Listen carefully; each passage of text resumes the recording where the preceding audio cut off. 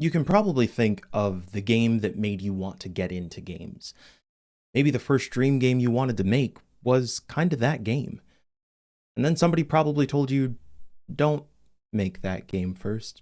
Go make something else. Come back when you got some skills. Our next speaker is here to convince you otherwise. He's the co-founder of a studio called Canteen Games, recently published Corpo Nation: The Sorting Process, which, if you're into like Black Mirror episode dystopian vibes, there's some good energy there. Regardless, I think that this talk is a pretty good inspirational start to the day. Not just in making your dream project, but refining what that dream project is. So here with more information, please welcome to the stage, Sam Scaife. Hello, everyone. My name is Sam. This is my talk, why you should absolutely ignore the advice and make your platformer slash solo MMORPG slash dreamlike Sims game first. So if you're an indie dev or you've been dreaming about making games, a really common piece of advice you'll hear is don't make your dream game first. People don't just say this for no reason. There are very real things you need to watch out for when making games, but I think we can do better. In this talk, I'm going to rant a little and hopefully inspire you to instead make your dream game first. First, a little about me. I'm an indie developer. Me and my wife Vicky founded our micro indie studio Canteen at the start of 2020. And since then, we've made and released our first game, Corpo Nation: The Sorting Process, an anti-work work sim. And we're now working on an unannounced second game that combines a 3D platformer, a text parser Metroidvania, a cyberpunk roguelike, and a bunch of other games into a narrative adventure about creativity. From the sounds of these games, hopefully it's clear that my whole reason for making games is that I love the artistic possibilities of games as a medium. But before we start, survivorship bias is real. We all need to pay the bills, and the way I might make games might not work for you. As I've only got 15 minutes, I'm going to be making a bunch of blanket statements while trying to put forward my own point of view. So watch out. A core idea of what I'm trying to say with this talk is that you should make games in a way that works for you. So how am I going to try and convince you? Well, first I'll start with some context. Next, I'm going to talk about my own experiences making games and why your dream game might actually be helpful. And finally, we're going to go over some things to watch out for. So let's start with the dream itself. When you think of your dream game, what does it look like? This is going to be different for everyone. Maybe like me, you've spent years playing MMOs and would love to create your own fantasy world. Or alternatively, you want to make a fantasy world, but it should have a rich story and great role playing. Whatever your dream game, it's likely that this dream is based on a cool game that you've already played, and now you want to make your own version. When we start to think about the ways to make a dream a reality, our dream starts to warp. It's no longer, I played a cool game and would love to make it. It's now, how do I make money making games? It's easy to start researching how you might do this, and there's a ton of talks and guidance out there from a whole range of different creators. It's at this point you'll probably start coming across the advice that you shouldn't make your dream game first. But it's in this research step where I think things can start to go wrong.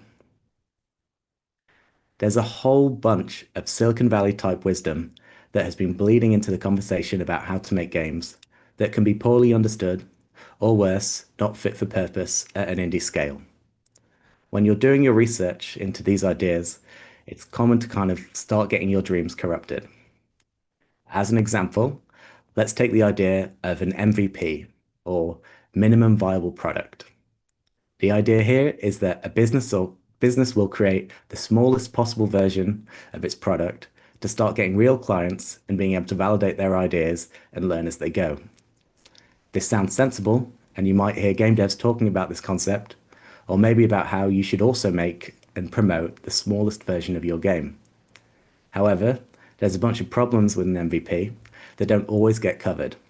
such as the fact that you're going so fast you have to release a low quality product that can put people off. The startup world has all sorts of acronyms for other approaches that they try to address these flaws. Things like a minimum lovable product or minimum saleable product, and there's a bunch of others.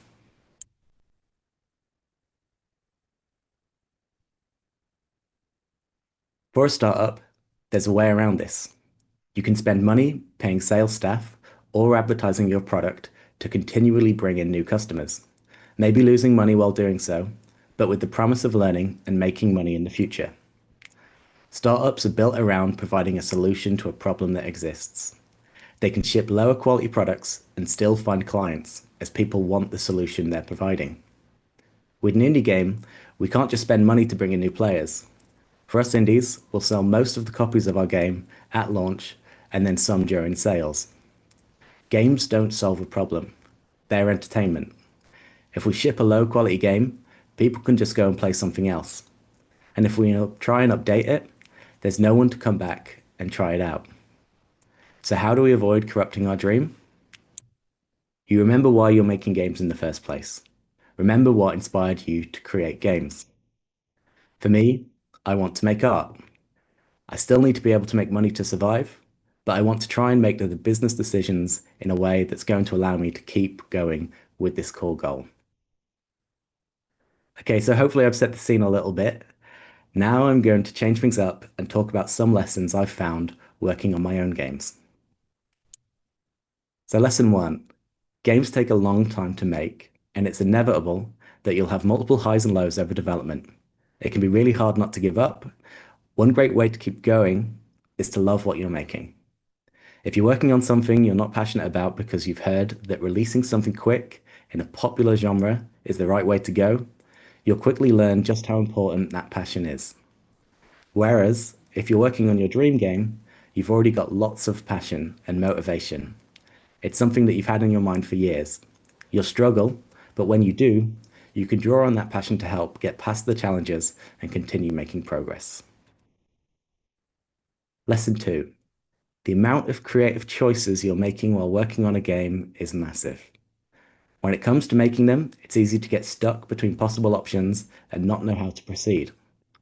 With your dream game, you're likely to have a strong version already in your mind about the type of experience you're going for, and this is going to help you answer these questions. A key part here is that the choices are creative. As a beginner, you'll often try and find the correct or best answer because you want to do a good job. But with a creative choice, that doesn't exist. To help you make the choice, you have to look at what you've already learned about your game and compare that with your inspiration and your creative vision. So, like with lesson one, if you've been working on a game because you think it's the correct thing to do, you are likely to be missing some of this critical creative vision.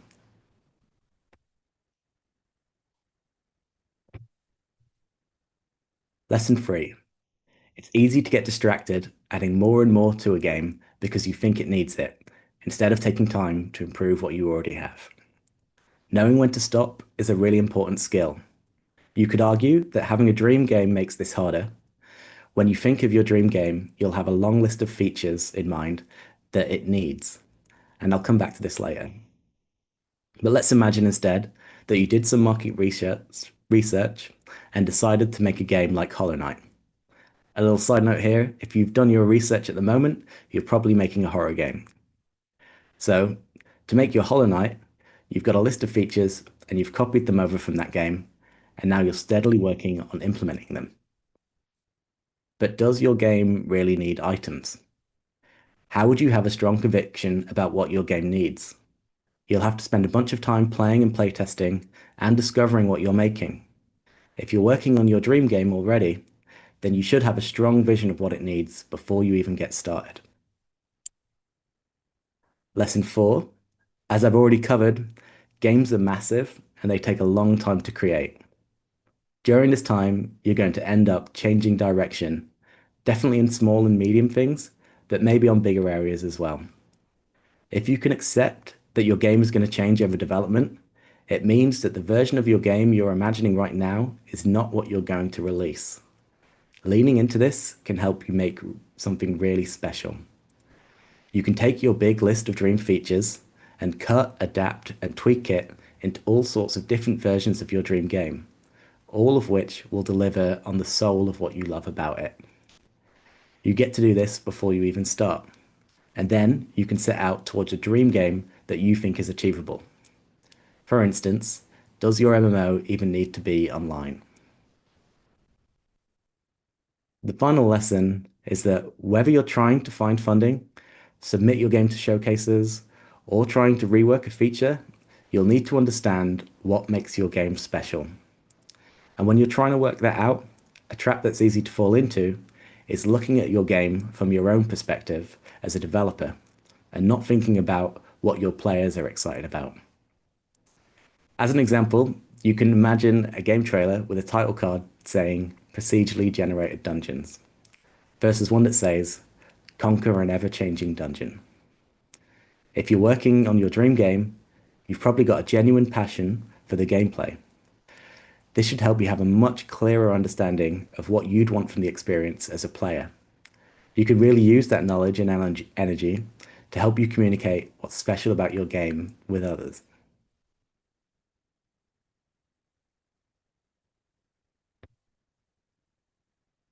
Maybe I'm starting to convince you, but it's time for another change.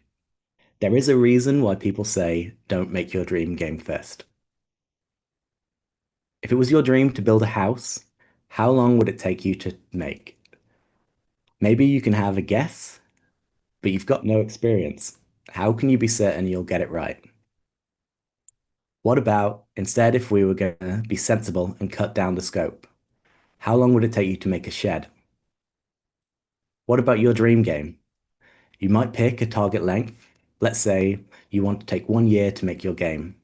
How can you be certain you'll get that right? How long will it take you to make the map? The items? What about the script? How are you going to manage what you're working on? As an indie dev, I get the privilege of talking to a lot of people that are just starting out their own journeys. And something really common that I see is that they've spent a bunch of time working on one part of their game. It could be anything, but it's often a script.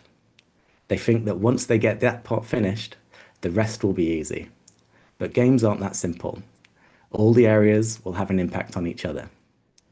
Imagine you're done with the script, you've gotten started with the combat and your map a little bit, but you've yet to do any work on the items. Remember that things change, and now that you've come to the items, you've realized that your game doesn't actually need them. What does that do to your script? Are you going to have to go back and rewrite it? What about the changes that will come as you continue to work on other areas of your game? Suddenly, you're stacking on a whole bunch of extra time to your development from your lack of experience. Not working on your dream game first is a way for people to advise you to work in a way that will help you gain experience. Often, when we talk about a dream game, we're talking about a very small team that's trying to recreate the work of a much larger or much more experienced team. The ambition with our dreams gets away from us. Let's say you're a solo dev, and like me, you love the original World of Warcraft, and you'd love to make your own version. There's over 500 people in the credits for that game. Realistically, is that something you can do? This is the spirit of not working on your dream game. Instead, the advice is to go and make something small that you can release quickly. But there's a really important distinction that's getting missed here. There's no reason your dream can't be something small and releasable in a short time. What is it that you loved about playing World of Warcraft? Maybe it's getting to explore and gather herbs, or slowly level up your character.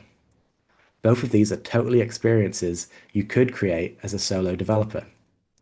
We need to take our dream games and think about what the core feeling at the heart of them is. Then we can go out and make 10 different versions of the game, all that deliver on those feelings. So when I say make your dream game first, I mean make an achievable game that has the soul and feelings of your dream. And when you're done, go and make it again, maybe improving on some areas or exploring a different feeling. To give you a final push, I'm going to give you some Silicon Valley wisdom. When we started our game, Corporation, in the summer of 2020, People said that narrative games were dead. When we released 3.5 years later in 2024, people were saying how hot narrative games were.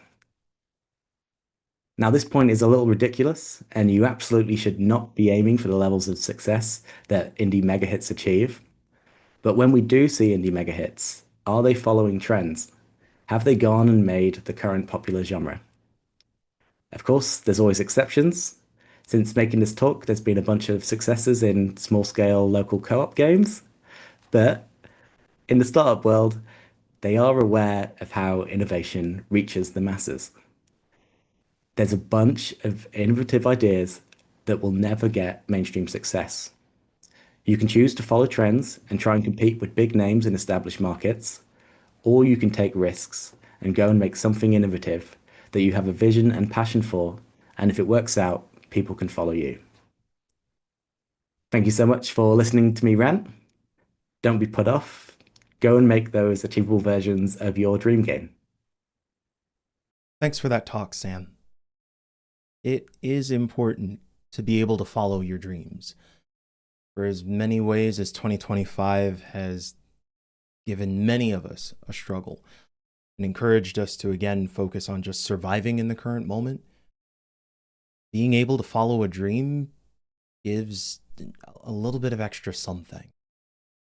And I also think that there's something powerful in that idea of refining your dream, not giving up, but honing in on the core. Maybe there is a smaller way to attain that goal, to still follow that path. And then over time, get the opportunity to build that bigger final project. But in the meantime, you're not abandoning yourself or what you believe in. Just really critical for a moment where hope can be hard to find. I think we need to be able to make it ourselves. So thank you so much for that talk, Sam. You can find out more about their games, including Corpo Nation, on Instagram and TikTok at Canteen Games, and you can follow Sam on Blue Sky at Samuel Scaife.